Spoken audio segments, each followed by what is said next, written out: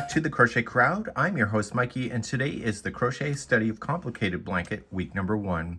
In week number 1, we're going to focus on the flowers that are used in the tips, which is the last part of this particular series. So we're doing it first because I find with myself, when I prolong something like that, I may just give up on it. So I want to, in week number 1, do all 21 flowers. They're all identical to each other. In the study here, in the paid downloadable, it is 33 pages, and it includes 16 diagrams and schematics altogether, and 33 pictures that you'll see within the document itself. So the free pattern for this is this pattern, but without the diagrams in order to assist. The diagrams take me a very long time to make, so that's why it's a paid downloadable for those. So as you're working your way through, we have a total of 5 colors that you'll see, and we have 2 balls that you'll need of the shocking pink, 2 balls of Red Heart Biddy stripes in the color called Grapey, and then 1 ball of white, 1 ball of dark orchid, and 1 ball of lavender. For your purposes here, and what I got sick and tired of doing, which I've changed my layouts in the last few months, is that I put the colors right here at the bottom of every page so that I don't have to flip through in order for when this changes color, because there's a lot of color changes involved with this. So you're going to see all the information that you'll have available to you, and you'll have the abbreviations that will take you through the whole thing. And then tips for counting per side, and also later on there's tips for counting for when it's in a star format. So what we're going to do is begin, and we're going to do the flower just like you see. You make 21 of these things. They're pretty easy to make, probably over a couple nights that'll take you to do it, and without further ado, we're going to get involved with that. If you like, there is a crochet diagram available to you that you'll be able to download when you get the paid downloadable, and it's also for the base of the flower plus then the standoff part. The trick is to make sure that you leave enough yarn at the beginning of the project for each one of those flowers so that you can use it to sew it on later. Without further ado, let's begin. So let's begin. I want you to leave a longer tail that you'll use to put this onto a tapestry needle at the end to attach it to the tip of each one of these. So you'll need 21 of these flowers, then create a slip knot. Okay, so that you don't want to weave this in after it's done. You want to do it after it's attached to your blanket.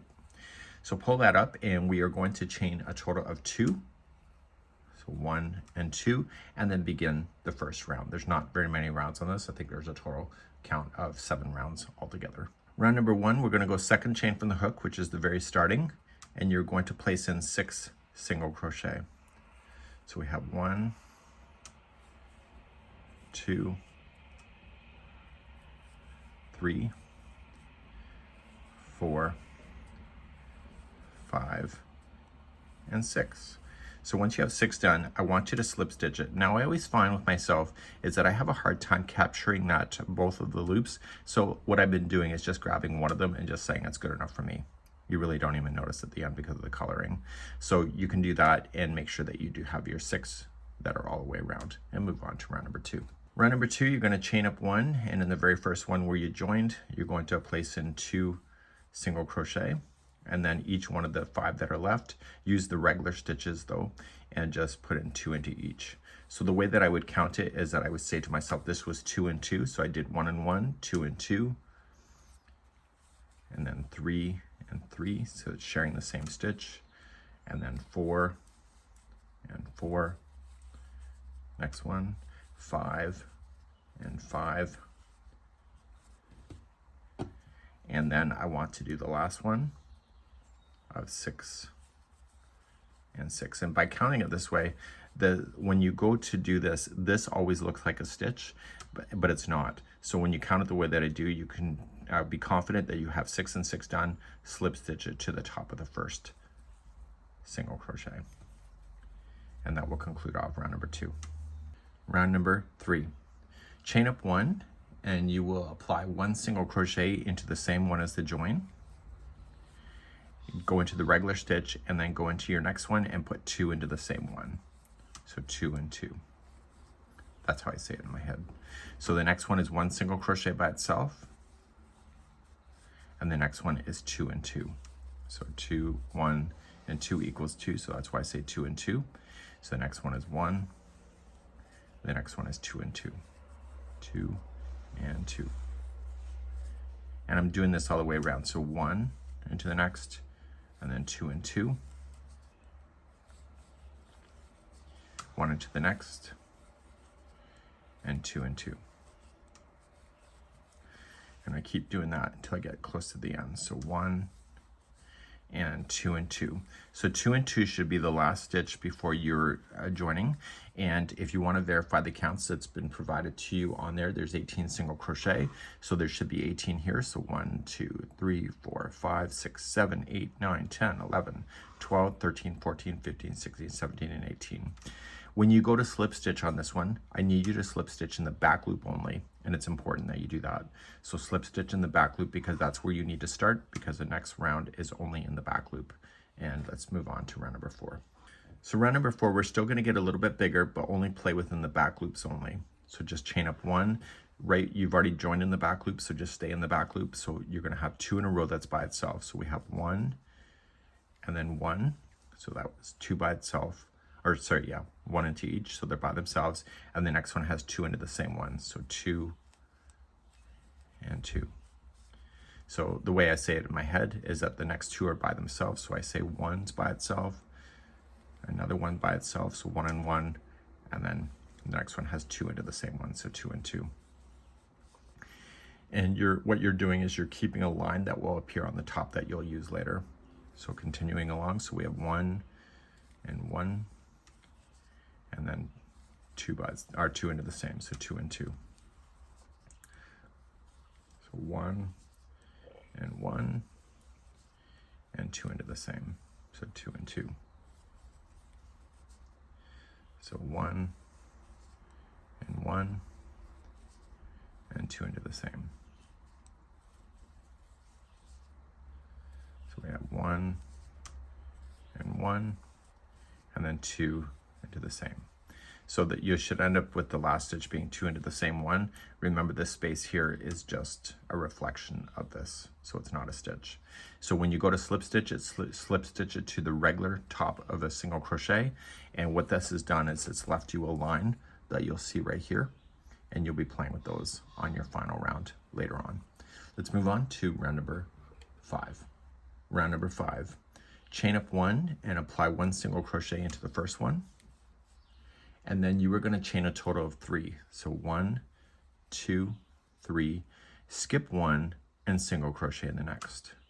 And you're going to do that all the way around. So chain 3, skip 1, single crochet in the next. And let's do that all the way around. So chain 3, skip 1, single crochet in the next. Chain 3, skip 1, single crochet in the next.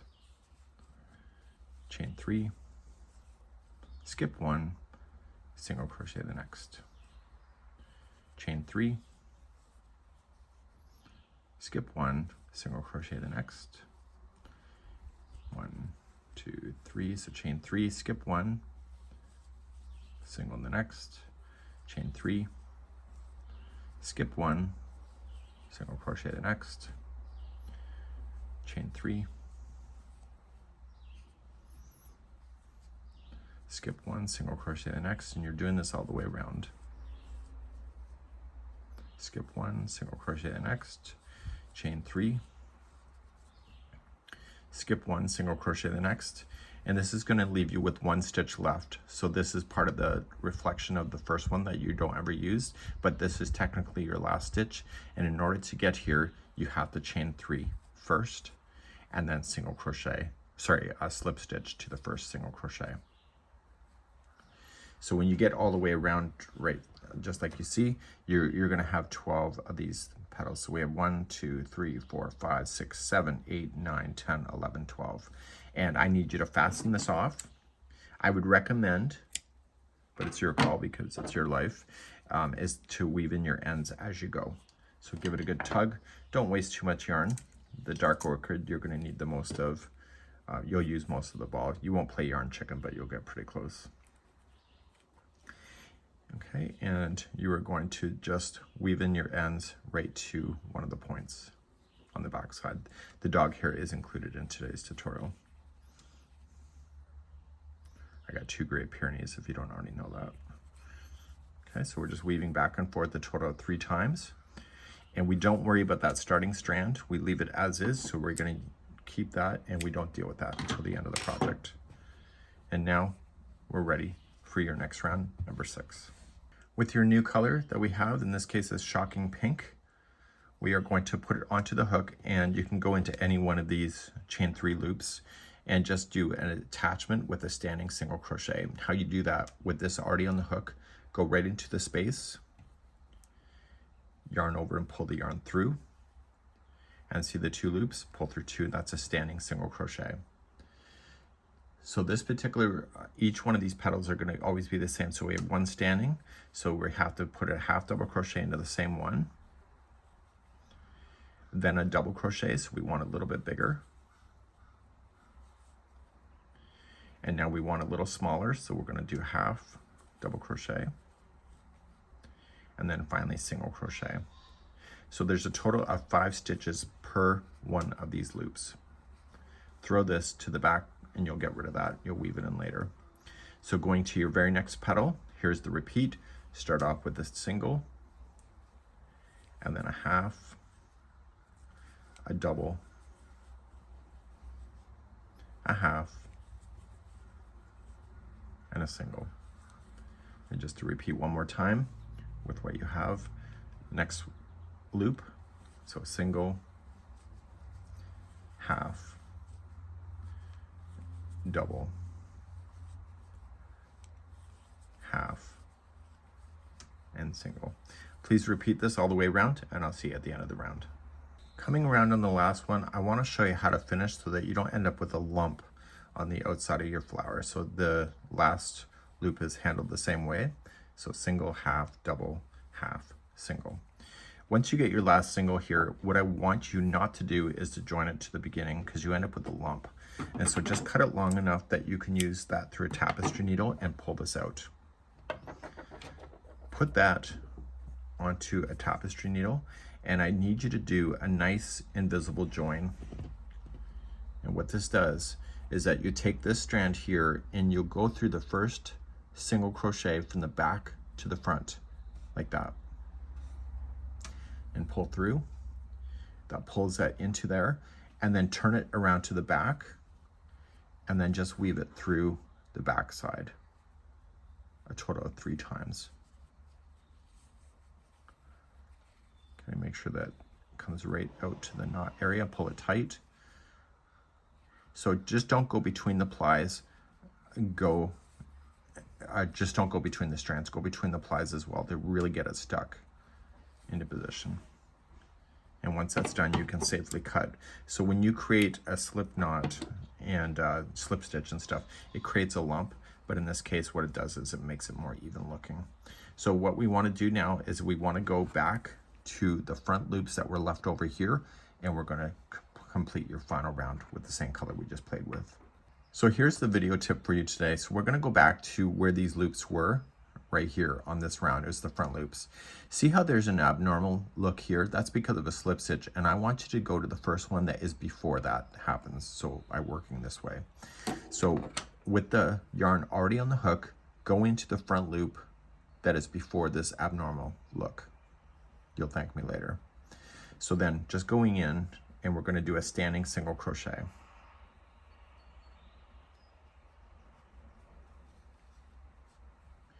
You are then going to chain 1, and in the next one, which is after the abnormality, it's right here. Okay, this is going to fill in that space so it looks invisible. You are going to place in 2 double crochet there. So just grabbing the front loop only is a little awkward at first, but you'll get used to it, and put in 2 double crochet. Noticing that I'm going up over top of the straggler as well.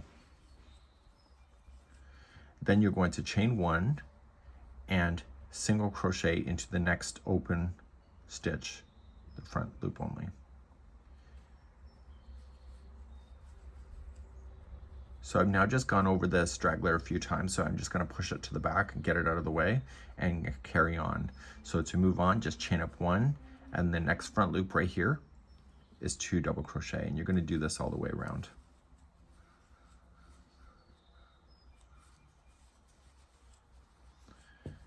After that, chain 1, single crochet into the next one that's available.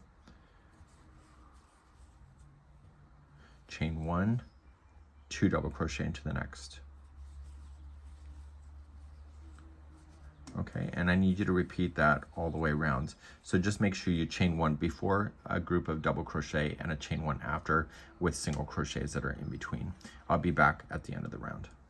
And coming all the way around, the last one before you started should be 2 double crochet. And then chain 1, but do not attach it with your hook. I want you to do the same thing you did before.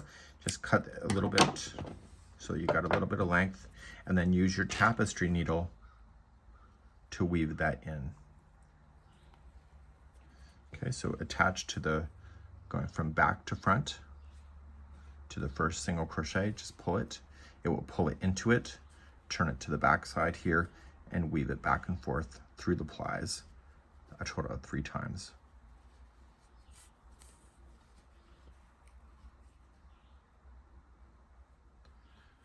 So if you opt not to do the flowers on this particular project, that's okay too. You don't have to, but it's what makes it the flower bouquet at the end. So just weave it back and forth, the more times the better. And you need to make a total of 21 of these bad boys. So now I have 1 done. And so this one here, I could actually just trim that and just hope for the best, but why bother? Just put it onto your tapestry needle and really secure that. If you're gonna put that much work into this thing, you might as well just finish it out properly and weave in your ends through a tapestry needle.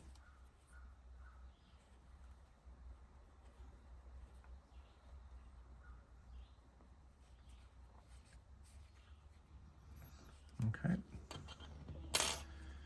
And then after all is said and done, just trimming your ends. I would recommend that you weave in your ends as you go.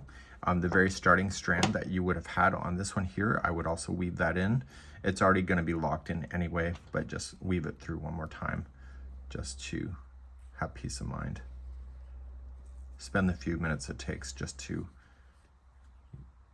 have no reason for that to pop out on you.